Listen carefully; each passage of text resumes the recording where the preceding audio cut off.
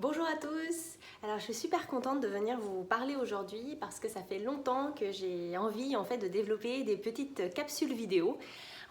J'aimerais vous partager un petit peu de contenu scientifique. Comme vous savez, j'ai une formation scientifique, puis j'ai longtemps travaillé dans l'industrie cosmétique. Et donc, j'avais envie de vous partager un petit peu de mes connaissances pour vous aider peut-être à mieux comprendre comment fonctionnent certaines parties de notre corps et également vous expliquer comment nos produits vont agir sur ces parties du corps. Alors, je me suis dit qu'en cette période où on n'arrête pas de parler de cheveux hirsutes, mal coiffés, trop longs, etc., c'était peut-être une bonne idée de commencer par vous parler du cheveu. Alors, aujourd'hui, je vais vous parler un petit peu de la composition du cheveu, comment est-ce qu'il est fait. Et puis, je vais vous expliquer ensuite un petit peu comment nos produits peuvent agir à ce niveau-là. Alors, qu'est-ce que le cheveu? Eh bien, en fait, le cheveu, c'est un long poil. Et comme tous les poils situés sur notre corps, en fait, il a un rôle dans le maintien de notre température corporelle. Avec l'évolution des espèces, en fait, nous, chez l'homme, on a quand même assez peu de poils sur le corps comparé aux autres mammifères parce qu'on a trouvé d'autres moyens de réchauffer notre température corporelle. Mais il faut savoir qu'au niveau de la tête, c'est quand même la zone où on perd le plus de chaleur. Et donc, c'est une des raisons pour lesquelles il nous reste en général beaucoup de poils sur la tête, donc nos cheveux. Mais surtout, le cheveu, même si aujourd'hui il n'a plus un rôle vital, donc un rôle dans la survie de l'espèce humaine, il a quand même un rôle social extrêmement important. Et en fait, depuis toujours, la chevelure a été associée à un symbole de puissance, de pouvoir et de séduction. Donc en fait, on aime tous avoir des beaux cheveux brillants, doux, et on les utilise aussi dans nos rapports de séduction. Comment est constitué le cheveu? En fait, il est fait de deux parties, le bulbe et la tige. Alors le bulbe, c'est la partie qui se situe sous le cuir chevelu et en fait, cette partie va être la base à partir de laquelle le cheveu va se construire.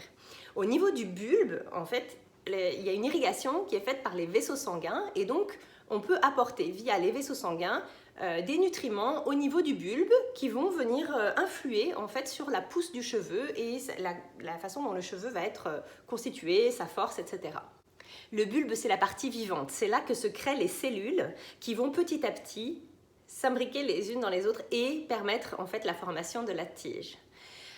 C'est également ici qu'en fait on trouve les mélanocytes. Donc les mélanocytes, ce sont des cellules particulières qui forment le pigment du cheveu qu'on appelle la mélanine.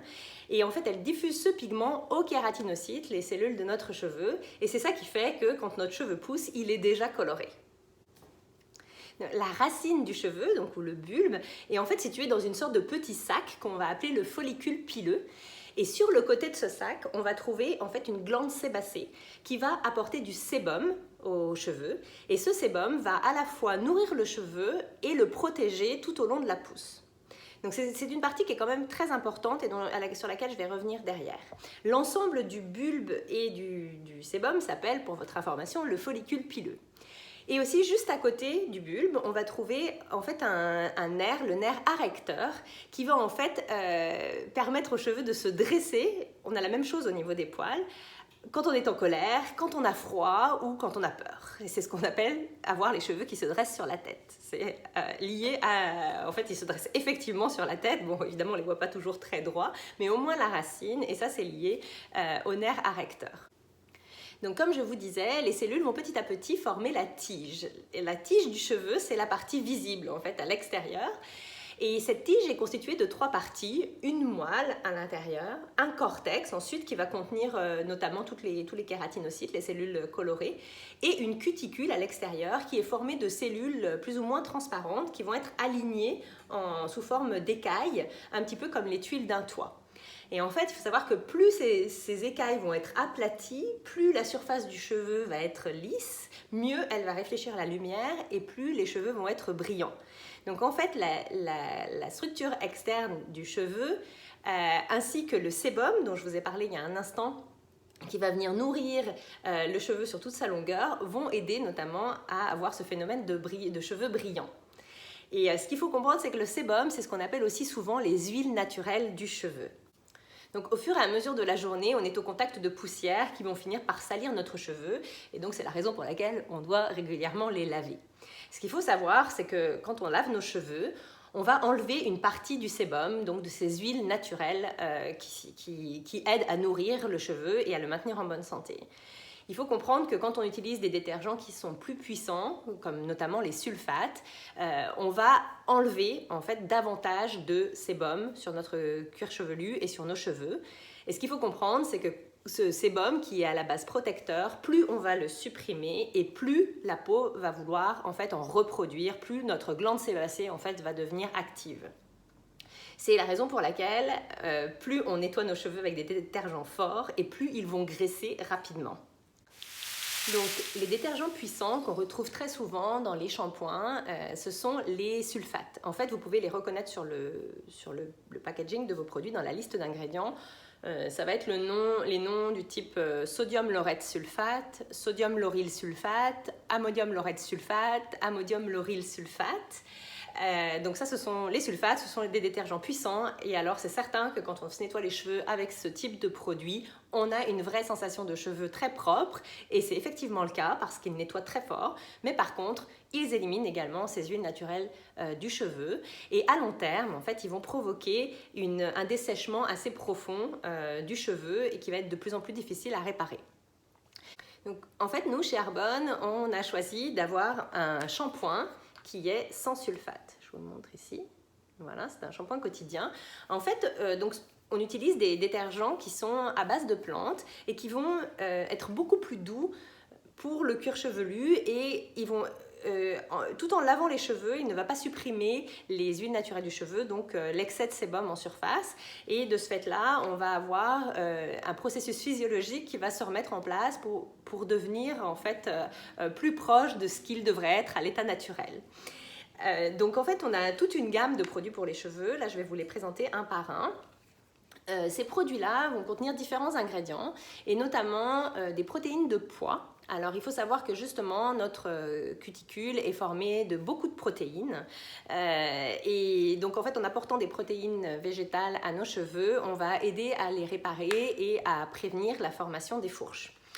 On a aussi dans nos produits de l'extrait de baobab. En fait, c'est une huile qui va vraiment venir nourrir le cheveu en profondeur et donc aider à la fois à le réparer et à le fortifier.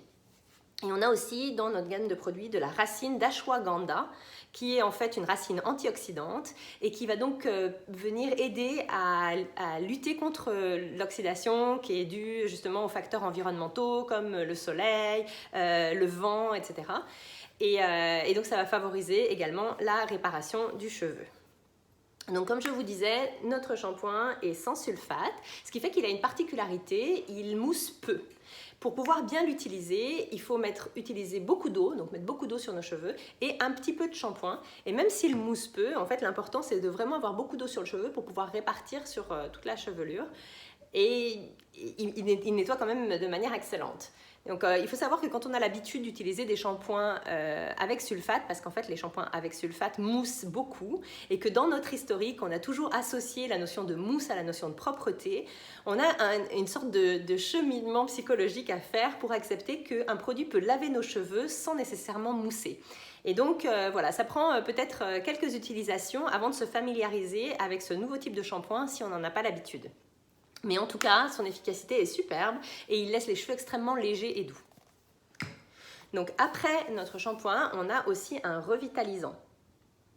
Donc c'est un après-shampoing en fait, qui lui en fait ne contient pas notamment de silicone. Je vous parle des silicones parce que c'est un ingrédient qui est beaucoup utilisé dans les conditionneurs pour cheveux. Pourquoi ? Parce qu'il lisse parfaitement la surface du cheveu et comme il lisse, en fait ça se dépose, c'est comme un film qui va se déposer sur la surface du cheveu.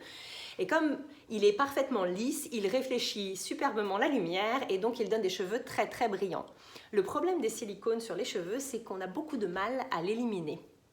Et de ce fait-là, en fait, il va s'accumuler au fur et à mesure, les silicones vont s'accumuler au fur et à mesure des utilisations du conditionneur. Et à force, en fait, la réflexion de la lumière va beaucoup moins se faire, donc finalement, les cheveux vont devenir plus ternes. Et surtout, ça va faire comme un poids sur les cheveux qui vont devenir de plus en plus lourds. Et donc, ce n'est pas nécessairement ce qu'on veut parce qu'on a une perte de volume. Donc voilà, donc c'est pas forcément les silicones à long terme sur le cheveu, autant ça peut provoquer un très bel effet immédiat, autant à long terme sur le cheveu, c'est pas nécessairement ce qu'on va rechercher. Donc nous, notre conditionneur, en fait, il contient aucune silicone, mais au contraire des agents revitalisants tout doux qui vont faciliter le démêlage du cheveu, mais tout en les laissant légers. D'ailleurs, il est très léger, la texture de ce revitalisant, en fait, c'est une crème, mais on sent tout de suite qu'elle est très légère à l'utilisation. Et voilà, on sort de la douche avec les cheveux extrêmement doux.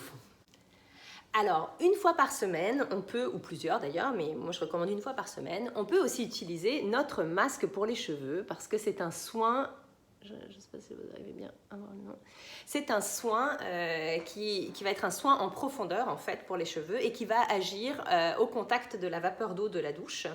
Et en fait, il est très enrichi en huile de coco, en huile d'amande douce, en huile de baobab dont je vous parlais tout à l'heure et également en beurre de karité. Et donc, en fait, c'est vraiment un soin profond qui va venir apporter beaucoup de brillance et de douceur aux cheveux. Donc je vous parle aussi de ce masque parce que, à ce moment-là, parce qu'en fait on a une offre avec ces 3 produits-là où en fait on peut avoir 40% de réduction en les prenant les 3 ensemble. Et en plus on a une Charlotte offerte, très jolie Charlotte, pour justement éviter de se mouiller les cheveux quand on ne le souhaite pas. Donc ensuite, également dans nos produits de soins pour les cheveux, on a ce produit qui est en fait notre traitement quotidien sans rinçage. C'est en fait un produit qui, donc, comme son nom l'indique, ne se rince pas. On l'applique sur les cheveux humides et l'avantage, c'est qu'il va aider à contrôler les frisottis et aussi à protéger les cheveux de la chaleur du séchoir voilà, au moment du brushing. Donc c'est un petit tube, mais parce qu'on n'en a pas besoin de beaucoup. D'ailleurs, c'est le cas de tous nos produits. On n'a jamais besoin d'en utiliser beaucoup parce que les formules sont faites de telle façon qu'on n'a pas besoin de beaucoup de produits. Donc on n'en utilise pas beaucoup, mais par contre, voilà, il aide vraiment à contrôler et à protéger le cheveu, tout en continuant à le nourrir, puisqu'il contient toujours les mêmes 3 ingrédients, la protéine de pois, la racine d'ashwagandha et l'extrait de baobab. Alors en plus des produits d'hygiène et de soins dont je viens de vous parler pour les cheveux, j'aimerais vous parler d'un produit un petit peu particulier qui s'appelle Skin Elixir, élixir pour la peau. Vous allez me dire, mais pourquoi elle nous parle d'élixir pour la peau alors qu'on est en train de parler du cheveu?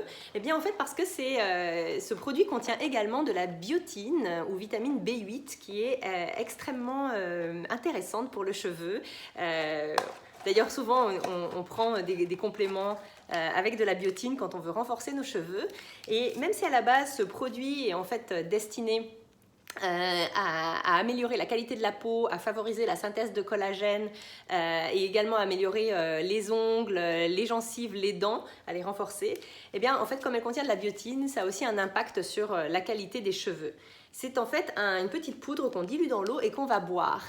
Comme je vous ai dit au début de la vidéo, notre bulbe, notre follicule le bulbe pileux, est très proche des vaisseaux sanguins et en fait tout ce qui est apporté par les vaisseaux sanguins va permettre de nourrir le cheveu à partir de la racine et donc en fait on va diluer ce Skin Elixir dans l'eau et en plus de faire du bien à notre peau, il va également faire du bien à nos cheveux puisqu'il va apporter des vitamines par l'intermédiaire du bulbe capillaire.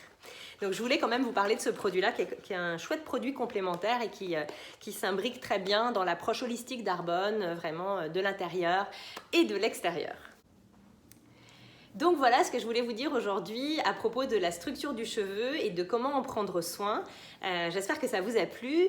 En fait, il va y avoir une deuxième partie à cette vidéo qui va parler plus spécifiquement de la forme du cheveu. Et puis je vais vous la poster bientôt. Donc voilà, restez connectés. À bientôt, bye!